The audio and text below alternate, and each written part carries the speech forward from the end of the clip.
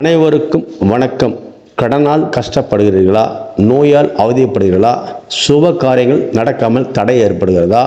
அல்லது தடை மேல் தடை ஏற்படுறதா? கஷ்டம் மேல் கஷ்டம் வருகிறதா? வாழ்க்கையில் நஷ்டம், பிரச்சனை, வம்பு, வழக்கு, ஆபத்து, விபத்து, கண்டம், நோய் என வாழ்க்கையில் வாழவே முடியாமல் உங்களை சித்திரவதை செய்கிறதா?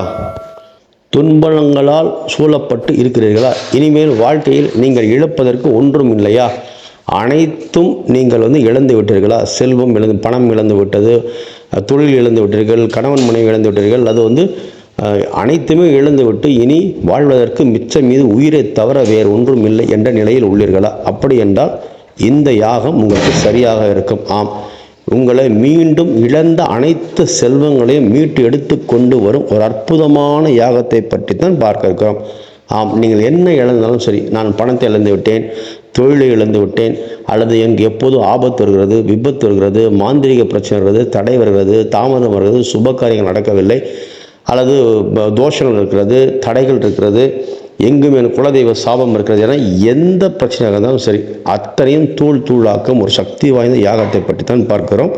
இந்த யாகத்திற்கு எங்கே நடக்கிறது, எப்படி செல்ல வேண்டும், எப்போது யாகம் நடக்கும், இவை அனைத்தையும் இந்த வீடியோவில் முழுமையாக பார்த்துவிட்டு ஃபோன் செய்யுங்கள். நம்பர் தெரிந்த உடனே எடுத்து ஃபோன் செய்ய வேண்டாம். பொறுமையாக வீடியோவை முழுமையாக பாருங்கள், அன்பின்பு பேசுங்கள். ஒவ்வொரு வாரமும் வியாழக்கிழமை தோறும் இந்த யாகம் நடைபெறும். இந்த யாகம் சுமார் ஒரு 11 மணிக்கு மேல், அதாவது ஒரு 11:30க்கு நீங்கள் அங்கே கரெக்டாக இருக்க வேண்டும். 11:30 என்றால் 11:30க்கு சரியாக ஆரம்பித்து விடுவார்கள். எனவே நீங்கள் ஒரு 11 மணிக்கு போய்விடுவது நல்லது. அல்லது நேரத்தை பற்றி துல்லியமான விவரங்களுக்கு கேட்க வேண்டும் என்றால் அங்கே குருக்களிடம் நீங்கள் ஃபோன் செய்து கொண்டு எத்தனை மணிக்கு தொடங்கும் என்பதை கூட கேட்டு நீங்கள் போகலாம். 11:30 மணி என்பதை ஒரு கணக்காக வைத்துக் கொள்ளுங்கள். அது சரியாக நடக்கும் என்பதில் உறுதியாக இருங்கள். சரி, ஒவ்வொரு வாரம் இங்கு நடக்கக்கூடிய ஒரு சக்தி வாய்ந்த யாகம் என்பதால் கோ யாகம் என்ற பெயராகும். இந்த கோ யாகம் என்பது மிக சக்தி படைத்த ஒரு யாகமாகும். இந்த கோ யாகம் என்பது மும்மூர்த்திகள் வாசம் செய்யக்கூடிய ஒரு யாகமாகும். இந்த கோ யாகம் உங்கள் அனைவருக்கும் தெரியும். கோ என்றால் பசுதான். இந்த பசு கோ பூஜை செய்யப்பட்டு கோ யாகம் நடத்தப்பட்டு அங்கு ஒரு பிரத்யேகமாக இவை அனைத்தும் நடைபெறும். இந்த கோ என்றால் உங்களுக்கு தெரியும், பசுதான். பசு என்பது மும்மூர்த்திகள் வாழும் மட்டும் தெய்வம் கிடையாது. சகல தெய்வங்களும், சகல முனிவர்களும், ரிஷிகளும், மகான்களும், முக்கோடி தேவர்களும் வாழக்கூடிய ஒரு பசுதான். இந்த பசு என்றால் உங்கள் அனைவருக்கும் தெரியும், முக்கோடி தேவர்களும், மும்மூர்த்திகளும், தேவர்களும், ரிஷிகளும் அனைவரும் வாசம் செய்யும் ஒரே ஒரு பசுதான். இதில் எந்த சந்தேகமும் இல்லை. அப்பேற்பட்ட ஒரு கோமாதா வைத்து தான் இங்கே பூஜை நடைபெறுகிறது. இங்கே கோ பூஜை நடைபெற்று அதன் பின்பு கோ யாகம் செய்யப்படுகிறது. இந்த கோ யாகம் என்பது சகல தெய்வங்களிலும் வரம் வாங்கும் ஒரு யாகமாகும். இது ஏதோ கோ பூஜை என்று நினைத்துக் கொள்ள வேண்டாம். கோ பூஜையை தாண்டி கோ யாகம் செய்யப்படுகிறது. இதில் உள்ள பிரம்மன், சிவன், விஷ்ணு அனைத்து தெய்வங்களும் வர்ணிக்கப்பட்டு சகல தெய்வங்களும், முனிவர்கள், ரிஷிகள், மகான்கள், சித்தர்கள் அனைவருக்கும் வர்ணிக்கப்பட்டு எப்படி நீங்கள் முக்கோடி தேவர்களை வணங்கினால் என்ன பலன் கிடைக்கும், அது அத்தனை பலன்களும் இந்த யாகத்தில் கிடைக்கும். அவ்வளவு சக்தி படைத்த யாகமாக இந்த கோ யாகத்தில் வாழ்க்கையில் ஒரு முறை கலந்து கொண்டால் உங்களை பிடித்திருக்கக்கூடிய தரித்திரங்கள், கஷ்டங்கள், பிரச்சனைகள், ஆபத்துகள், விபத்துகள், கண்டங்கள் நீங்கும், தடைகள் உடையும், தாமதங்கள் விலகும். கிரக ரீதியாக 7ரை சனி, அஷ்டம சனி என எந்த பிரச்சனையாக இருந்தாலும் சரி அதுவும் விலகும். சங்கடங்கள் விலகும், சந்தோஷங்கள் மலரும், மங்களங்கள் கிடைக்கும், மகிழ்ச்சிகள் கிடைக்கும், பணவரவு அதிகரிக்கும் என எண்ணற்ற பலன்களை இந்த கோயாகம் உங்களுக்கு கிடைக்கும். சரி, இந்த கோ யாகத்திற்கு கட்டணம் உண்டா என்றால் கண்டிப்பாக கோ யாகம் மற்றும் கோ பூஜை இரண்டும் நடப்பதால் அதை நீங்களே எடுத்து செய்வதாக இருந்தால் எவ்வளவு செலவாகும் என்பதை குருக்களுக்கு ஃபோன் செய்து கேட்டால் சொல்வார்.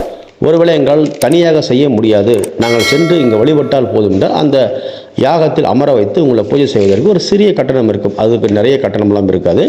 அதை நீங்கள் குருக்களுக்கு நேரடியாக சென்று அந்த தட்சணை கொடுத்து விட்டு நீங்கள் அமர்ந்து பூஜை செய்து யாகத்தில் கலந்து கொண்டு நீங்கள் வீட்டுக்கு வரலாம்.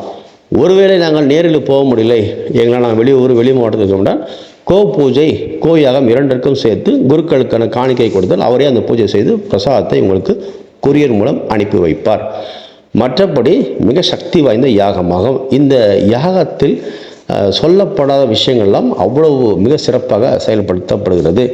இந்த கோயாகத்திற்கு இன்னும் ஒரு ஸ்பெஷல் இருக்கிறது. பொதுவாக கோமாதாவை மஞ்சள், குங்குமம், வாழைப்பழம் அல்லது பசுக்குரிய பிள்ளை வைத்து நாம் தொடர்ந்து 48 நாள் வணங்கி வந்தாலே சகல பிரச்சனையும் தீர்ந்துவிடும் என்பது ஒரு ஐதீகமாக இருக்கிறது. 48 நாள் நம்ம தொடர்ந்து செய்ய முடியாது என்றால் இந்த குருக்களிடம் அதற்கான தொகையை கொடுத்தால் அவரே உங்கள் சார்பாக 48 நாளும் பூஜை செய்து உங்களுக்கு பிரசாதத்தை முடிவில் அனுப்பி வைப்பார். அதற்கான ஒரு சிறிய ஒரு தட்சணையும் இருக்கும். அதையும் கூட நீங்கள் குருக்களுக்கு அனுப்பி வைக்கலாம். இங்கு தொடர்ந்து அன்னதானம் செய்யப்படுகிறது. அன்னதானத்திற்கு இங்கே நீங்கள் தட்சணை கொடுக்கலாம். அதே போல் இந்த கோசாலைக்கும் இந்த கோமாதாவை வழிபடுவதற்கும் இந்த கோ பூஜை செய்வதற்கும் இந்த கோவை பராமரிப்பதற்கு கூட நீங்கள் பணம் அனுப்பினாலும் கூட அது உங்களுக்கு ஒரு பலனை கொடுக்கும். ஏனென்றால் பசுவிற்கு ஒரு வாழைப்பழம் கொடுத்தால் கூட அதுக்கு பலன் உண்டு. அதற்கு ஒரு பிள்ளை கொடுத்தால் கூட ஒரு பலன் உண்டு. அகத்து கீரை கொடுத்தால் கூட பலன் உண்டு. இப்படி பசுவுக்கு நாம் எது செய்தாலுமே நமக்கு இரட்டிப்பு பலனாக கிடைக்கும். எனவே நீங்கள் என்ன செய்தாலும் சரி, நீங்கள் அங்கு சொந்தமாக இந்த யாகம் நடத்தினாலும் சரி அல்லது ஒருவேளை அந்த யாகத்தில் சென்று கலந்து கொண்டாலும் சரி, இரண்டுக்கும் வெவ்வேறு விதமாக அதற்கான தட்சணைகள் வரும். அதை நீங்கள் குருக்களிடம் கேட்டுக்கொள்ளுங்கள். நாங்கள் இரண்டும் செய்ய முடியவில்லை, நாங்கள் வெளியூரில் இருக்கிறோம் என்றால் அதற்கு நீங்கள் குருக்களுக்கு ஃபோன் செய்தால் அவரே அந்த பூஜைகளை செய்து வைத்து உங்களுக்கு அனுப்பி வைப்பார் பிரசாதத்தை. அதற்கான தட்சணை கேட்டு தரலாம். எங்களால் ஒன்றுமே செய்ய முடியவில்லை, நாங்கள் குறைந்தபட்சம் அந்த பசுவிற்கு ஒரு தீவனம் வாங்கி கொடுக்குறோம், அதாவது அதற்கான தீவனம் வாங்கி கொடுக்குறோம், ஒரு 48 நாள் ஒரு மண்டலத்துக்கு நாங்கள் பூஜை செய்ய சொல்கிறோம்னா அதையும் கூட நீங்கள் செய்யலாம், தவறில்லை. அல்லது இதுவுமே முடியவில்லை, எங்களால் அன்னதானம் செய்கிறோம் என்றால் அன்னதானத்திற்கும் செய்யலாம். ஏதாவது ஒன்றை செய்யுங்கள், கண்டிப்பாக உங்களுக்கு இந்த பிரச்சனை அனைத்தும் விடுபடியாகும். மிக மிக சக்தி வாய்ந்த ஒரு யாகமாகும் இது. கோமாதா பூஜை மற்றும் கோ யாகமாகும். இந்த யாகத்தில் கற்ப விருஷகமாக இது செயல்படுகிறது. இது எங்கே நடக்கிறது இந்த யாகம் என்றால் ஸ்ரீ ராகவேந்தர் ஆலயத்தில். இது ஸ்ரீ யாக ராகவேந்தர் ஆலயத்தில் கோ பூஜை நடக்கிறது. உலகத்திலே ராகவேந்தரின் பின்பக்கமாக கற்பக விருஷக மரத்துடன் காமதேனுடன் கூடிய ராகவேந்தர் பிருந்தாவனத்தில் தான் இந்த கோ பூஜை நடைபெறுகிறது. இந்த யாக ராகவேந்தர் ஆலயத்துக்கு செல்லும் வழியை நாம் பார்க்க இருக்கிறோம். யாக ராகவேந்தர் ஆலயம் என்பது வேலூரிலிருந்து நீங்கள் ஆரணி செல்லும் வழியில் கொங்கராம்பட்டு என்ற இடத்தில் நீங்கள் இறங்கி அம்மாபாளையம் சென்றால் யாக ராகவேந்தர் ஆலயம் உங்களுக்கு வரும்.